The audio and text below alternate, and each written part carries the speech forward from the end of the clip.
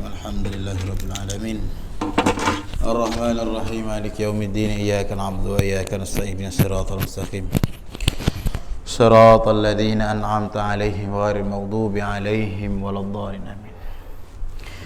بسم الله الرحمن الرحيم الحمد لله رب العالمين نحمده ونستعينه ونستهديه ونستغفره ونعوذ بالله من شرور أنفسنا ومن سيئات أعمالنا من يهده الله فلا مضل له ومن يضلل فلا هادي له أشهد أن لا إله إلا الله وأشهد أن محمدا عبده ورسوله لا نبي بعده اللهم صل على النبي الأمي وعلى آله وصحبه وسلم رب اشرح لي صدري ويسر لي أمري wahlul 'uqdatam min lisani yafqahu qawli wala hawla wala quwwata illa billahil 'aliyyil 'azim.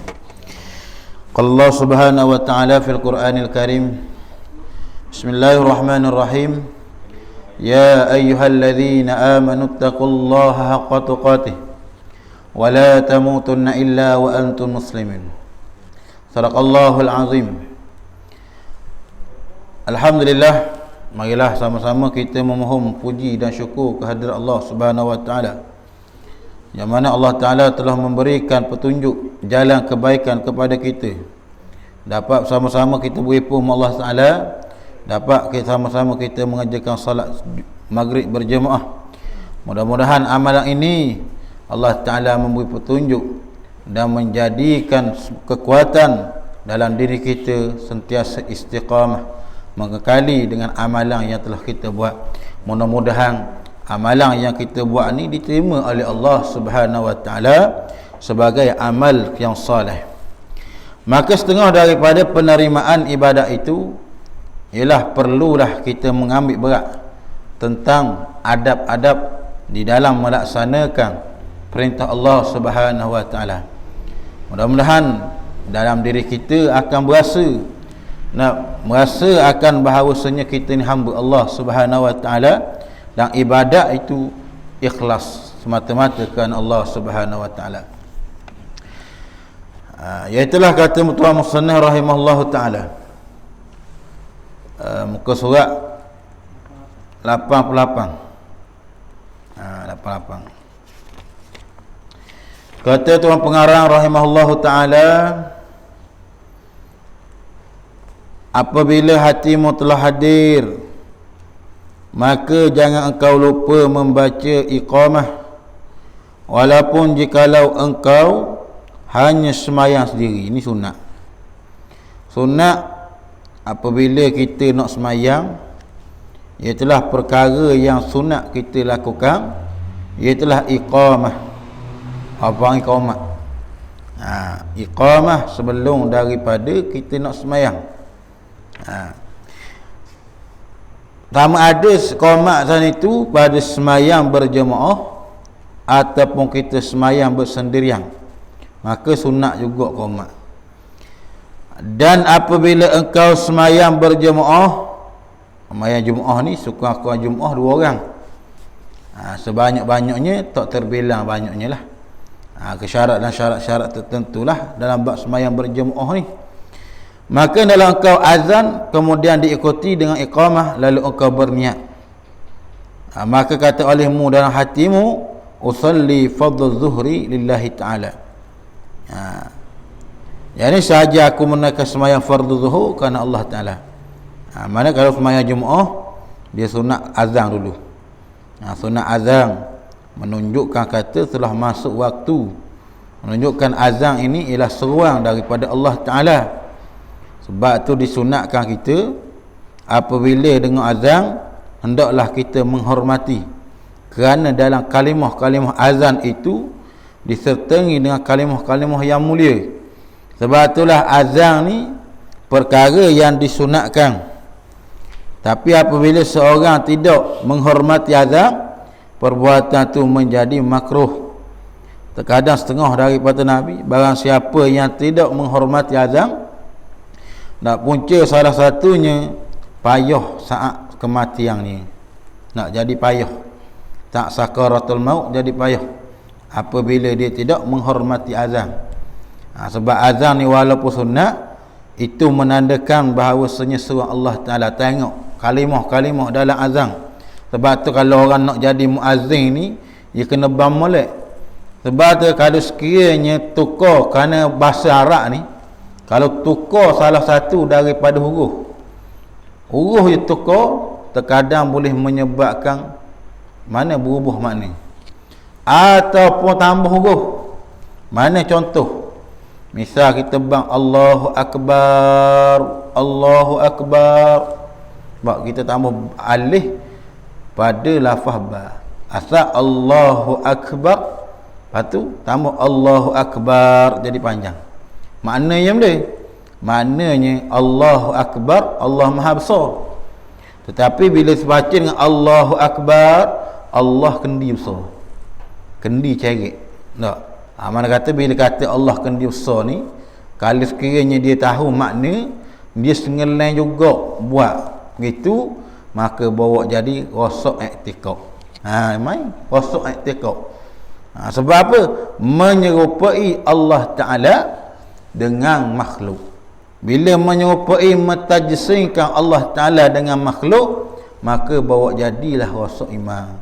Tapi kalau sekiranya tak tahu, maka dimaafkan. Bila tahu, tak boleh dia nak mengulang-ulang lagi. Mana? Kerana kalimah tu, kerana kalimah Al-Quran, ayat mana bahasa Arab ni, dengan salah satu berubahnya satu huruf je, faham lain dah. Faham lain dah, makna berubah dah. Sebab itulah kena belajar juga. Walaupun azan ni sunat, kena belajar juga. Takut bimbang kita tersalah sebut, jadi makna lain. Sebab itulah dia kata disunatkan bagi orang yang nak sembahyang berjemaah, kena azam dulu. Kena azam. Bahkan orang jadi muazzin ni lah kelebihan fadilat antara Tok Imam dengan Tok Bilal. Lebih apa dia? Lebih Tok Bilal lagi. Kerana Tok Bilal dia panggil belaka. Tok Bilal ni panggil dia ni sempena siapa dia orang muazzin mula-mula Nabi. Siapa dia? Bilal bin Rabah. Dialah orang hak pertama muazzin Rasulullah.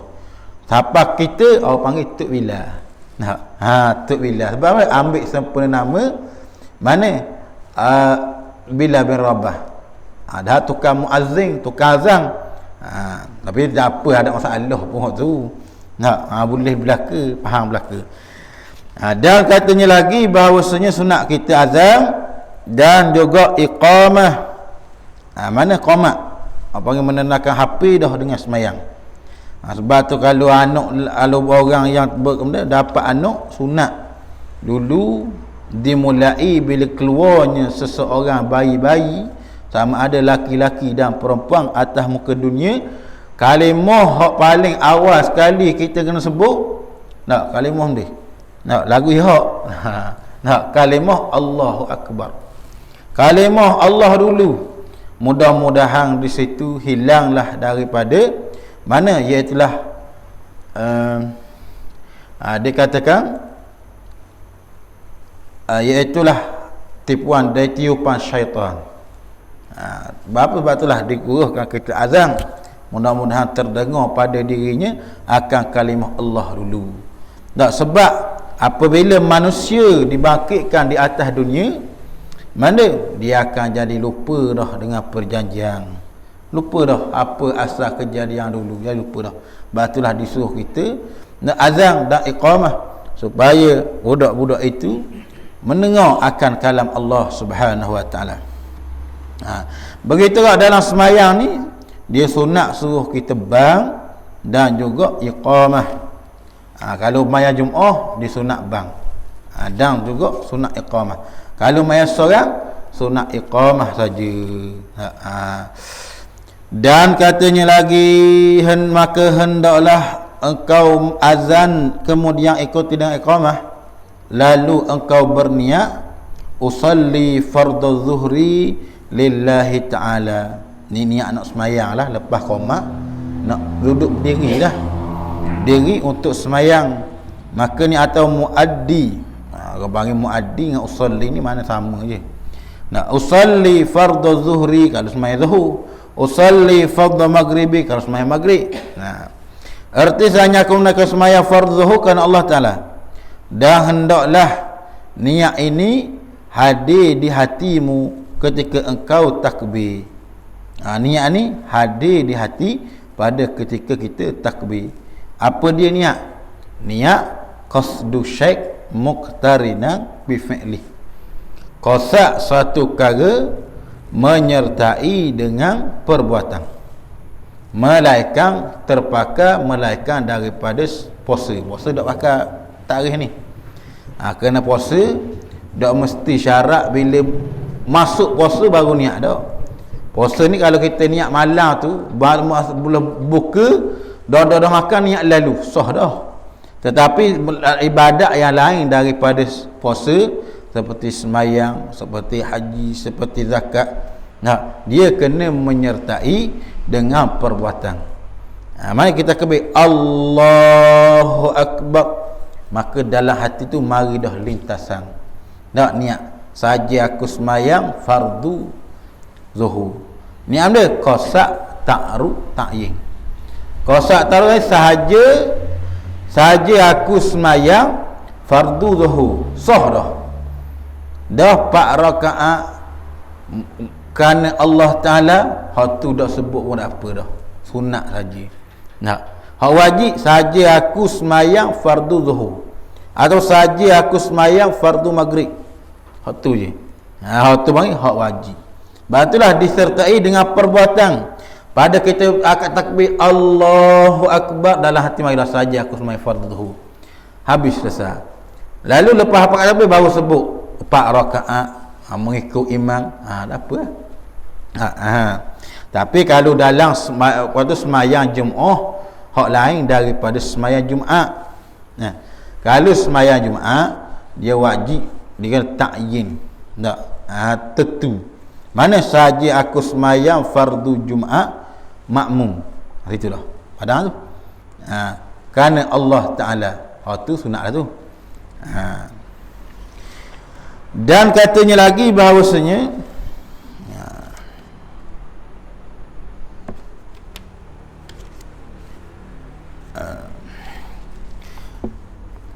dan sahaja aku sembahyang fardu zuhur kerana Allah Taala, hendaklah ia hadir hatimu ketika engkau takbir, dan jangan sampai niat itu hilang sebelum engkau selesai daripada lafaz takbir. Mana? Jangan bagi hilang niat tu sebelum daripada selesai daripada lafaz takbir. Yani Allahu Akbar. Mana niat tu masih ada lagi pada kita takbiratul ihram. Yani selepas takbir tu habis dah lah. Mana? Saja aku sembahyang fardu zuhur. Bukan payah pun, mudah je.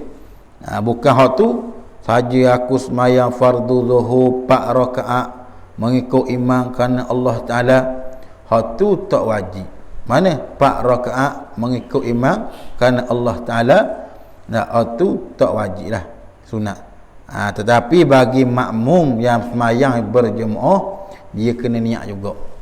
Mengikut makmuman.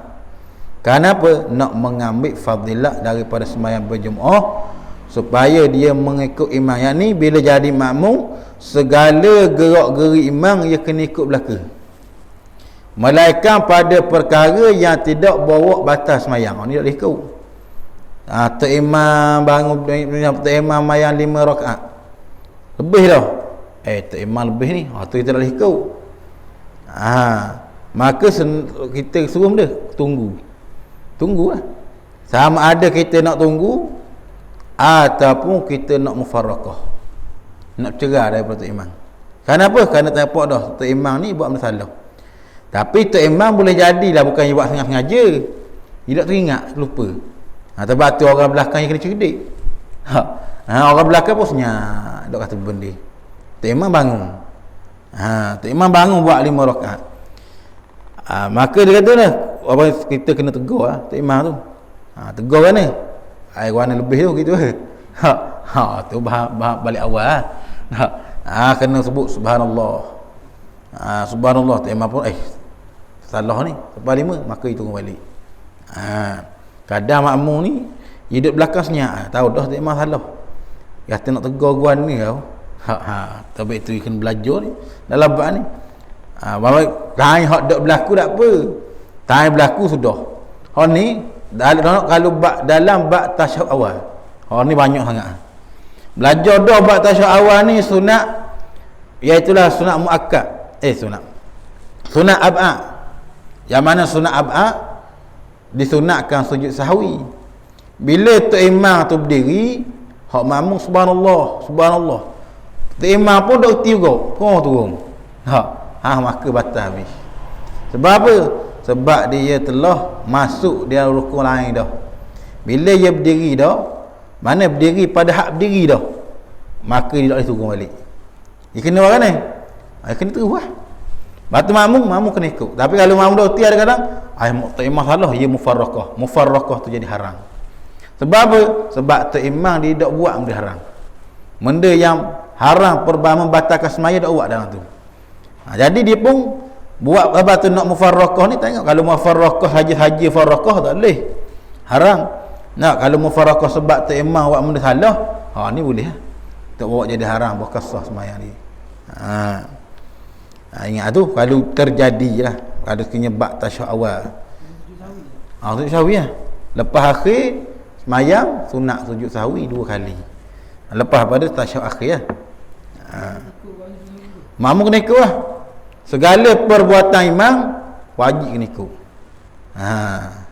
Tapi syarat lagi, tu imam tu dia nak sujud sahwi, wajib dia kena niat dalam hati nak sujud sahwi. Saja aku sujud sahwi kan Allah Taala. Apa? Kalau dia tak niat, seolah-olah dia menambah rukun pula itu. Tu. Oleh orang ni dak tahu ni, orang dak niat langsung. Pakai sujud lalu dah. Bawa jadi batal. Batu begitu juga dalam bab sujud tilawah. Kita nak sujud iaitulah semayang dah Allahumma salli Muhammad sejadah. Mayang sejadah pagi subuh Jumaat. Maka tok imam tu wajib dia kena niat dalam hati masa ketika nak sujud. Sujud tilawah kerana Allah Taala kerja sujud tilawah. Nak sujud tilawah. Lalu makmum lain tak kena dah, pandang tok imam je. Ni tengok dalam kitab Kashful Lisan sebut Syekh Daud Al-Fatani rahimahullah taala. Dan katanya lagi bahawasanya begitu. Dan jangan engkau sampai ni itu hilang sebelum engkau pada lafaz takbir. Dan angkatlah kedua tanganmu ketika takbir itu sehingga sampai membetuli kedua bahumu. Akad takbir. Orang panggil akad takbir lah. Orang panggil hak afdal. Ada orang kata takbir gini, ada orang takbir gitu. Sebab itulah takbir ni apa kita takbir? Tujuan takbir ni nak menunjukkan kita ni surrender dah dengan Tuhan. Surrender dia kita suruh diri dah. Sebab itulah kita disuruh berdiri pada tugas semayang ni. Sebab kita nak menunjukkan tanda kehormatan hormat kita kepada Allah Taala. Bila berdiri suruh akad takbiratul ihram. Tujuan dia tu kerana kita ni surrender dah. Kita suruh belaka dah, semua ke tangan ni kosong, tak benda dah. Hanya kita mengharapkan Allah Taala belaka. Kita buat kerja pun kerana Allah Taala, kita boleh makan pun sebab Allah Taala lah. Kalau tidak boleh kerja dengan sihat tubuh badan kerana Allah Taala lah. Maka semua tu kita suruh pada Allah Taala. Tu tujuan takbir, takbiratul ihram. Hikmahnya. Lalu dia kata bahawasanya dan engkau angkatlah kedua tanganmu kepada takbir itu sehingga sampai membetuli kedua bahu. Betuli samalah. Membetuli akan kedua bahu. Dan lalu pula dia kata sedangkan tanganmu itu terbuka dan jari-jarinya terhurai. Mana kata terhurai ni duk gini gini. Bukan gitu. Hurai ni apa yang duk apa? Dan lagi pula janganlah engkau memberatkan dirimu untuk menghimpunkan jarimu atau memisahkannya. Mana? Jangan berat hipung gini. Tak gitu. Ataupun berat memisah. Ini muka. Berat tu. Dia pertengahan aja, orang nampak renggang tu padang. Jangan memberat. Memberat ni berat paksa. Nak boleh kadang-kadang orang ni dia nak boleh ni hadir niat ni siapa tahap gini. Oh siapa genggang kita semua. Ni ayat ni bahaya si syaitan ni. Nak sebab itulah kita sunat dalam kitab Furu' Masail. Dalam kitab Sabila Muhtadi dia menyebut sunat belum kita nak semayang mana membaca surah An-Nas. Apa tujuan tu? Tujuan nak menghindarkan diri daripada waswas syaitan. Dalam ni pun ada sebut saja. Kerana nak menghindari daripada waswas syaitan. Kerana panggil waswas ni ialah permainan syaitan. Jangan main waswas-waswas. Pernah tengok berlaku sekali orang waswas. Basuh mutu ni dak basuh kat setahun. Berapa dak basuh? Takut najis naik atas pelapik. Allah kata berat. Mutu kita letung dak basuh. Kata ni kau teruk lagi ni. Apa yang jadi pahamang di sana itu jadi kau teruk. Jadi apa yang tak munasabah. Apa? Kerana terlalu kuat waswas. Apa ada mereka balik waswas sekali ingat lupa niat. Sudah ni. Duduk sampai rumah, pergi tempat pergi mari, pergi surga. Pergi surga nak balik sampai rumah dah. Warna itu balik Allah yang kata dah ingat niat. Dah niat benda ni. Kerana nak ayatnya mana terlupa sampai semua mari waswas. Dah tak ada masalah pun nak ayat waswas ni paling kuat sekali. Bahaya waswas ni. Apa yang waswas ni ialah tipu daya syaitan. Sebab tu kena berlindung dengan syaitan. Sebab tu kalau jenis payah-payah tu, sebab tu kalau ingat mullah almarhum tu ayah pa tertumbuh. Bila tengok orang waswas, mungkinlah kalau kita tengok orang akak sekali dah akak, tak emang nak habis nak salam. Start daripada bangun tu, iaitulah start daripada bangun, mula-mula semayang rakaat mula-mula siapa tak imam nak salah tu baru boleh masuk. Teruk. Nak baru boleh dia masuk semayang. Maka tu guru tu nak pergi sepak lah tu. Sepak yang buatlah. Dia kata apa? Sepak setan. Sebab setan lah apa yang duk kacau tu. Lepas tu pergi boleh ada dah lepas tu. Sebab apa itulah mainan syaitan. Syaitan ni apa panggil tipuan daya ni halus sangat. Walaupun dalam kalangan orang ibadat pun ditipui. Sebab itulah kita kena sentiasa berlindung dengan Allah Ta'ala daripada syaitan. Sebab itulah disunat ta'awuz, baca a'udzubillahi minasyaitanirrajim. Berlindung kita dengan syaitan yang kena rejam. Habis tu. Dan katanya lagi, jangan memaksalah menghimpunkan jarimu atau memisahkannya. Dan angkatlah kedua tanganmu sehingga kedua ibu jarimu membetuli bahagian bawah daripada kedua telingamu, dan hujung jarimu membetuli bahagian atas daripada kedua telingamu. Ini kita akak apa ni? Membetuli dengan bahu. Lalu jari ni membetuli dengan cupi ni. Dia cari apa cupi bawah telinga. Dan hujung jari membetuli dengan hujung telinga atas ni. Mana membetuli. Bukan tak begitu. Gini tak kena ada kat kalau tak begitu. Dia membetuli saja. Apa panggil ni hak afdal lah. Kali buat gitu pun tak salah. Boleh je. Sah je, cuma apa panggil hak nak afdal, hak paling terbaik. Dia kena membetuli pada akad takbir. Tak gitu pun tak kak. Ada orang kat gitu. Macam dia romeng tak. Bagi tu supaya kita amalan kita tu amalan yang afdal, yang diterima oleh Allah Subhanahu Wa Taala. Tu panggil mutali. Dan katanya apabila hatimu mana ni?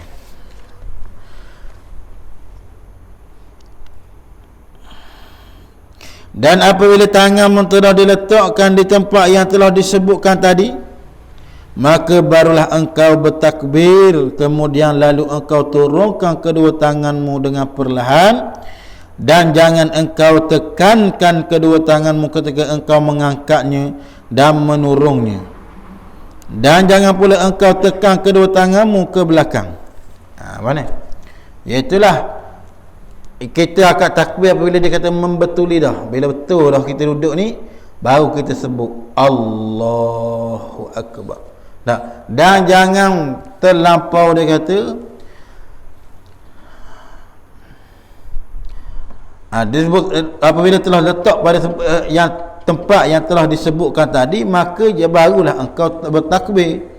Kemudian lalu engkau turunkan kedua tanganmu dengan perlahan-lahan, dan jangan engkau tekan keduanya tanganmu ketika engkau mengangkatnya. Mana? Itu, tekan itu. Allah, coba panggil Allah Subhanahu. Setengah daripada Allah ada macam-macam Allah gitulah. Ingat sekali semayang tepi orang tu semayang, kita duk semayang, sudah. Ya semayang jenis kau, takbir jenis kau. Allah gitu. Ada bukan haji ni ada sungguh. Ada berlaku sungguh. Ingat masa belanja dulu. Orang panggil takbir kau. Kata ke mana pula? Allah dia kata payuh ni ada. Panggil waswas setan. Waswas setan ni jadi payuh lah ke? Padahal benda mudah je. Kenapa? Apa? Setengah daripada berlaku waswas ni orang jenis suka ajuk. Tengok orang ajuk semua. Ajuk lekat lah. Ataupun orang ni ikut heran. Mari waswas dah ni. Macam gitu ke orang panggil ambil air semayang, sah lagi tu.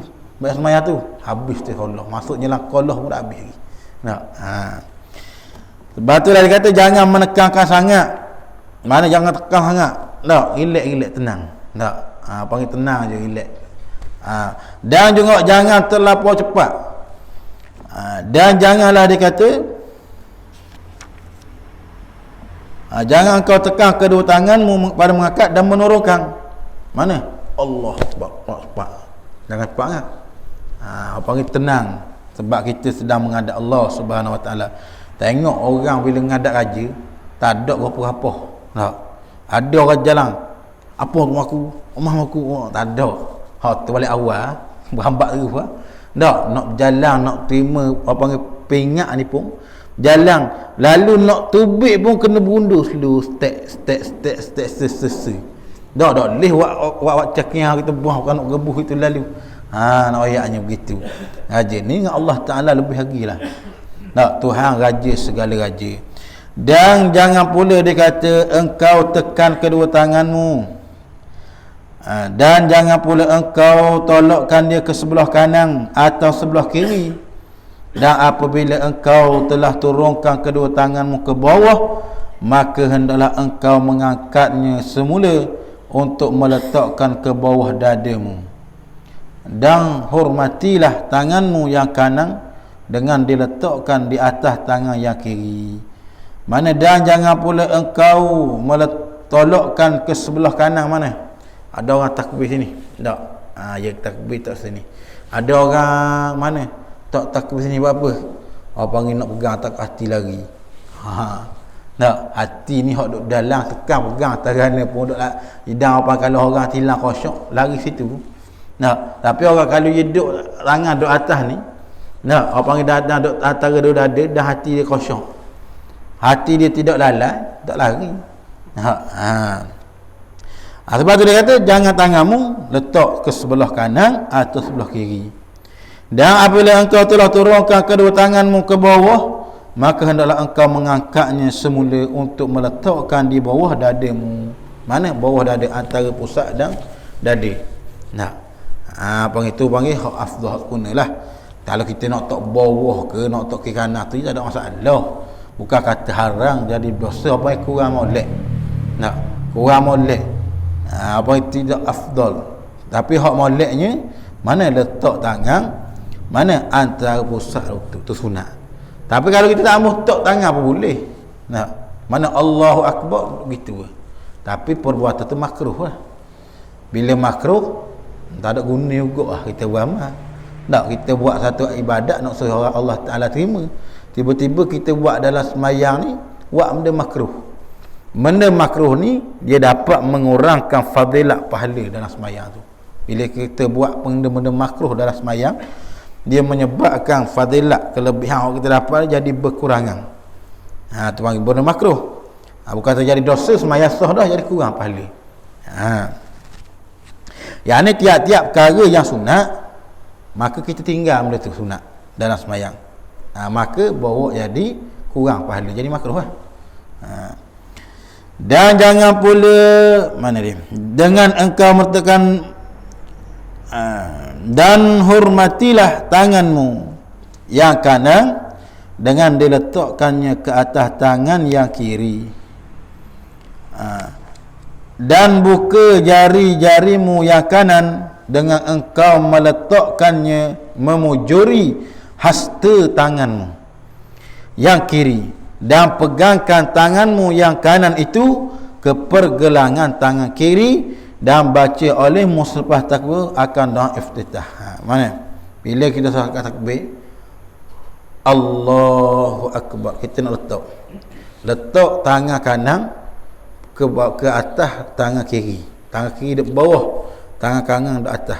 Kenapa? Setengah daripada nak memuliakan tangan kanan. Nak, sebab tu tangan kanan Nabi ajar tangan kanan ni diguna pakai pada perkara-perkara molek.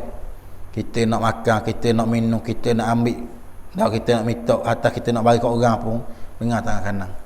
Tak, tangan kiri ni buat perkara-perkara hak dak molek. Bukan buat perkara haram.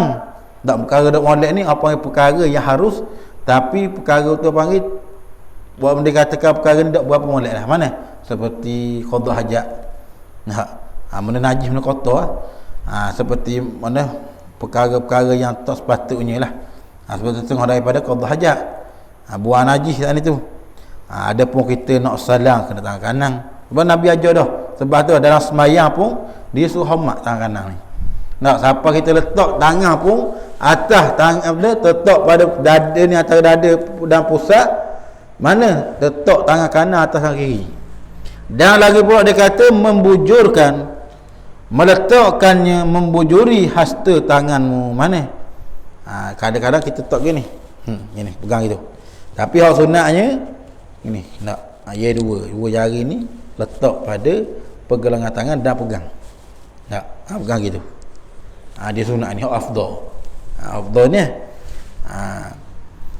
dan pegangkan tanganmu yang kanan untuk dipergegangkan tangan kiri, dan baca olehmu akan selepas takbir itu akan doa iftitah. Baca doa sunat, baca doa iftitah. Tetapi fadilah iftitah ni dia akan hilang apabila kita akad takbir kita baca bismillah lalu. Bila kita kata Allahu Akbar, kita baca bismillah. Lepas tu terlupa, dia ingat pada iftitah, maka ada akad fadilah tu. Hilanglah fadilahnya. Apa itulah kata ulama gitulah. Hilanglah fadilah. Kalau dia baca pun tak ada apa-apa dah.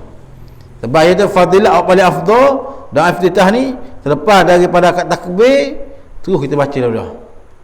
Jangan mula dengan bismillah. Kenapa? Bila bismillah telah masuk pada rukun baca Fatihah dah. Mana seperti mana katanya doa iftitah, Allahu akbaru kabira walhamdulillahi katsira wa subhanallahi bukratan wa asila wajjahtu wajhiya lilladzi fataras samawati wal arda hanifan musliman wa ma ana minal musyrikin inna salati wa nusuki wa mahyaya wa mamati lillahi rabbil alamin la syarika lahu wa bidzalika umirtu wa ana minal muslimin. Tengok makna dia. Baru mari tadabbur, dia tengok makna. Tak, kadang-kadang kita baca tadabbur makna tak tahu benda tahu. Kadang kita tahu sebab itulah Al-Quran bukan semata dibaca, perlu dihayati, perlu direnung. Sebab tu kita kena baca tafsir, kita baca makna-makna Al-Quran. Mana mudah-mudahan apa yang Allah Ta'ala tu kita tahu apa yang Allah Ta'ala sapa kepada kita. Tapi kalau nak belajar, nak baca tafsir ni, berharap kepada guru lah. Terkadang benda ni masuk ke lain, kita faham ke lain. Tapi pemahaman guru ni penting. Tak, kerana kata ulama, malam syaikhahu, barang siapa barang siapa yang tidak ada mempunyai syekh, tak ada guru, barang siapa menuntut ilmu dengan tidak ada guru, maka fa syaitanu syaikhulah, maka syaitanlah akan jadi guru dia. Dia kata gini dah ni, tak bid'ah dah ni dah, maksud belaka lah. Tak, saya fahaman mana ulama tentang bab bid'ah. Saya tak, bab bid'ah ni ulama kata bahagi dua. Tak, kita faham dah baca diri, bid'ah belaka lah. Kullu bid'atin dalalah. Tiap-tiap perkara bid'ah sesat belaka. Bahan sesat belaka. Tak ada langsung hak molek. Takkan dia pun buat benda bid'ah. Tu baca Quran benda bid'ah tu. Tak pergi doa hak molek. Quran ni asal ada pada zaman Rasulullah. Bukan Quran tak ada. Nuskhah Al-Quran. Kita hak baca-baca tu, belek-belek tu tak ada pada zaman Rasulullah. Cuma dia buat zaman Sayyidina Abu Bakar. Tak wakar baru susung. Kalau orang ni mikir buat guna Al-Quran ni supaya panggil nak wi orang ni, orang akan datang ni boleh baca balik. Buat dalam bentuk nuskhah. Dulu sahabat ngapa? Nabi royak pun masuk otak. Pun masuk. Kalau kita learning kat royak siapa ketua tak ingat. Dah banyak tak lain lagi. Nak royaknya jadikan nuskhah Al-Quran supaya nak mudah kita. Tapi bid'atun hasanatun, bid'ah baik. Tapi dia kata tak ada bagi-bagi ni. Dah pakai kata bid'ah dunia, dia kata dah dia bagi kau bid'ah. Tak, dunia pun bid'ah. Tak. Dunia dan akhirat. Padahal tak ada pun bahagi dunia akhirat. Ni katanya. Mana tu tu kena belajar. Kalau belajar tu jadi sesat. Sebab tu syaitan lah akan menjadi mana gurunya. Bila syaitan dah jadi guru kok, katok lah gua ni pun tak jadi dah. Duk situ lah. Sebab tu bimbang ni. Dan katanya lagi bahawasanya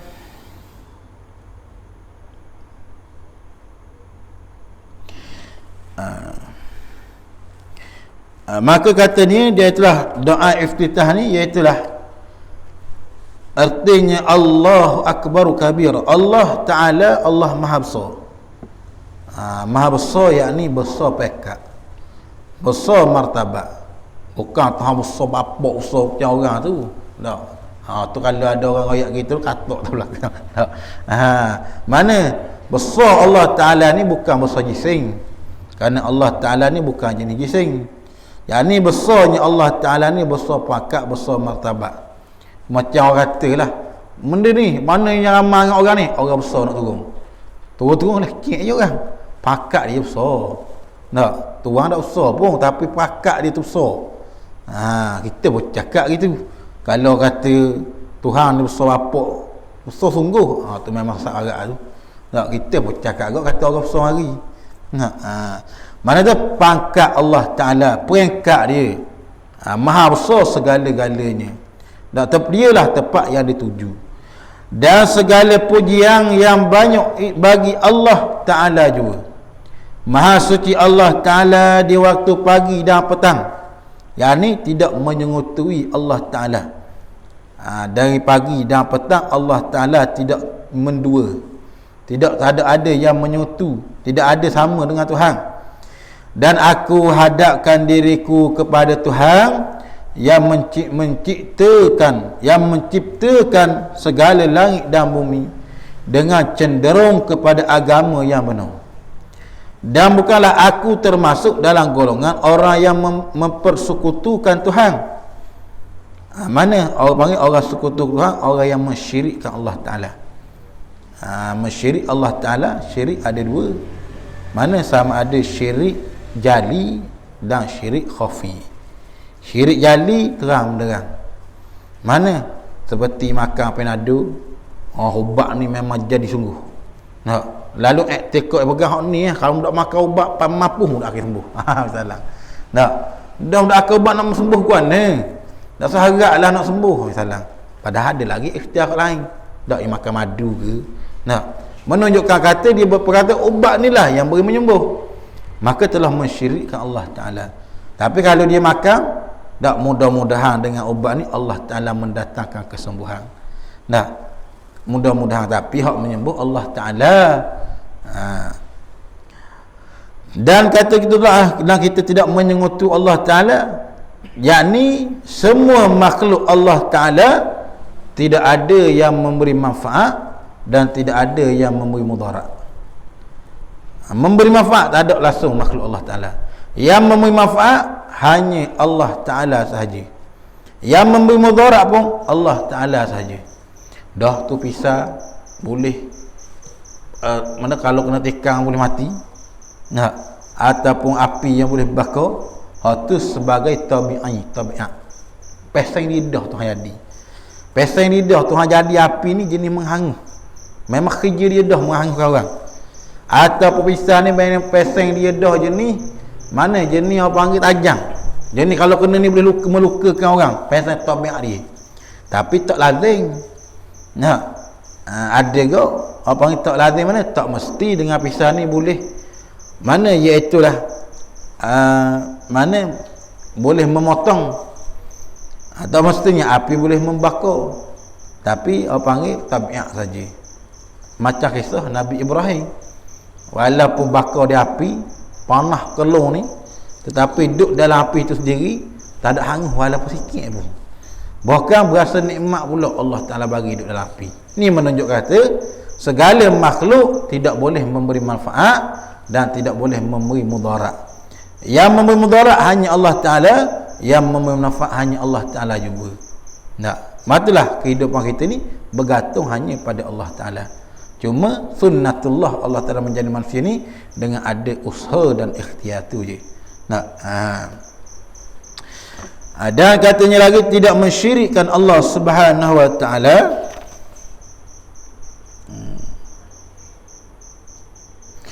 Sesungguhnya sembahyangku dan ibadatku, hidupku dan matiku hanyalah untuk Allah, Tuhan semesta alam. Tak kita minta dengan Tuhan semua dalam semayang, inna salati wa nusuki wa mahyaya wa mamati lillahi rabbil alamin. Sebut saja ke duk pada hati.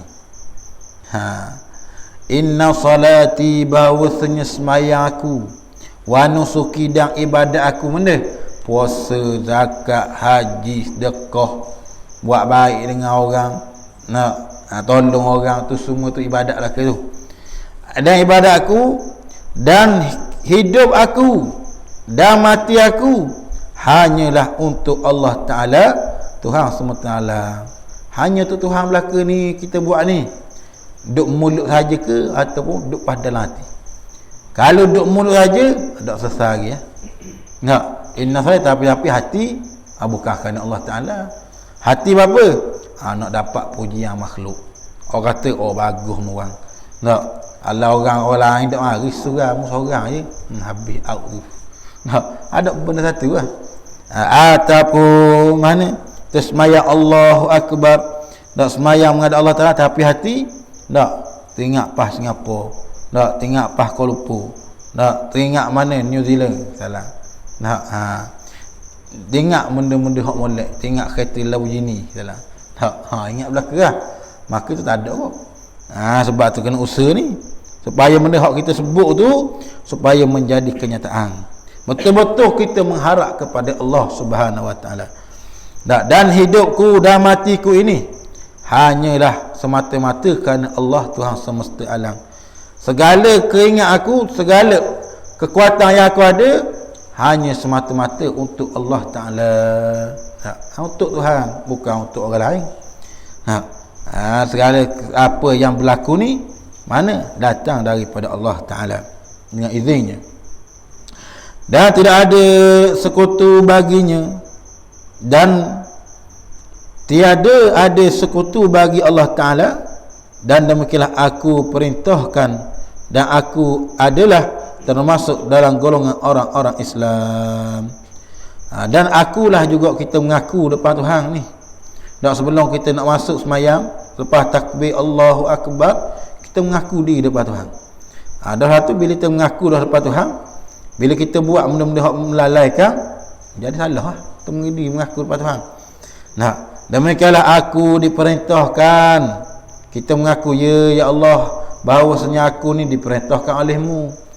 Dan akulah termasuk dalam golongan orang-orang Islam. Orang semayang ni orang Islam je. Kalau orang kafir tak semayang, walaupun dia semayang sekalipun, ibadahnya tak terima oleh Allah Ta'ala.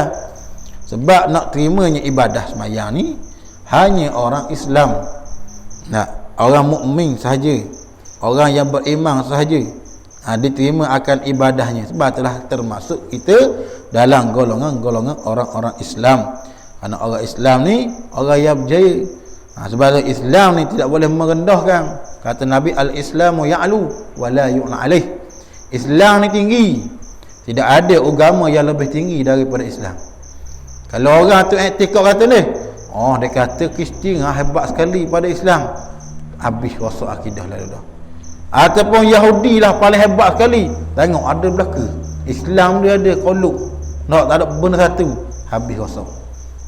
Habis akidah ni, rosak pun habis. Terkadang ni berlaku apabila orang ni dia berasa dia hebat, hilang agama pedoman dalam diri dia, macam-macam lah dikabur. Kata Islam ni tak ada benda lah, agama yang paling hebat kali agama Yahudi ya. Tapi dia dah maksud Yahudi, dia kabur aja je. Dengan perkataan tu pun boleh menjadi bawa gugur agama dia. Dan katanya lagi kemudian baca olehmu a'udzubillahi minasyaitonir rajim, dan seterusnya bacalah surah Al-Fatihah. Habis tu masuk pula bab Fatihah pula. Wallahu a'lam. Bismillahirrahmanirrahim. Allahumma fil ummati Muhammadin, Allahumma salli ala Muhammadin, Allahumma lakal kullu wa bikal kullu wa ilaikal kullu wa antal kullu wa kullu bi rahmatika ya arhamar rahimin. Alhamdulillahirabbil alamin. Assalamualaikum warahmatullahi taala.